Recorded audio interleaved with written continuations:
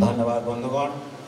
पत्रिका उन्मोचन सरी ओडिया भाषा साहित्यर विराट व्यक्तित्व मानकर लेखार ए पत्रिका समृद्ध किंतु कार्यक्रम आम आगक आगक आगे नवा मु सर्वप्रथम आह्वान करी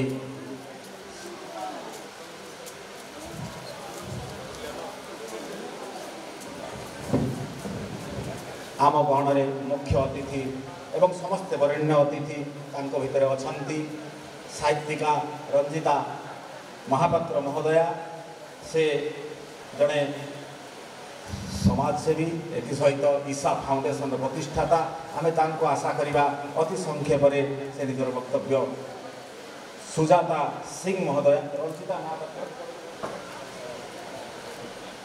रंजिता महापात्र आमे प्रथमे रंजिता महापात्र मैडम को ही आमे प्रथम अनुरोध करूँ मु जाना पाऊँगी से अध्यक्षा अध्यक्षा से जन छात्र वत्सला अध्यक्षा भाव में समस्त हृदय को स्पर्श कर आम मंच में पाई आम अत्यंत आनंदित और पुलकित आम रंजिता मैडम को अनुरोध करवा अति संक्षेप से भावोक्ति से भाव नैवेद्य अति संक्षेप अति संक्षिप्त भाषा आम मान उपस्थापन करेंगे रंजिता मैडम।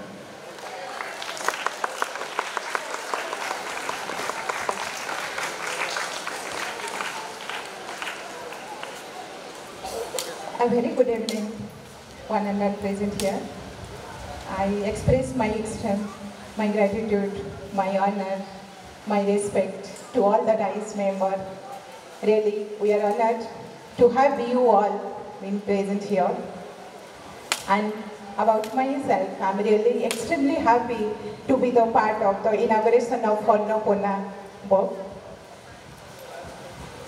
एवं आम साहित्य आम भाषा सदरे आम भाषा भारी सुंदर आम जन्म माटी महान माटी आम संस्कृत महान संस्कृत आम सतरे बहुत भाग्यवान ये ओडिशा रे जन्म हे भाषार मनुष्य भाव आइडेंटिटी पाइबा सतरे एटा आम जगन्नाथ धाम लोक आम ओडिशावासी आम ओडिया इतिपाई आम गर्वित हवा उचित। We are really very proud to be the Odia. आमे जेते आगु गले भी आमे भूली जावा कथा नुहे आम भाषा ओडिया आम घर ओडिशा आम प्रभु श्री जगन्नाथ से सबू को मु गर्वित अनुभव करे आम पिला माने गर्वित अनुभव करती आम आशा करुछि एठार उपस्थित समस्त डाइस मेंबर माने निश्चित गर्वित थिबे जोठी की जिबा जोठी भी रहिबा जेमिति भी रहिबा Odia is there always in our heart. Really, we all are proud to be the member of Odia people, to be the child of our father Lord Jagannath. Thank you everyone.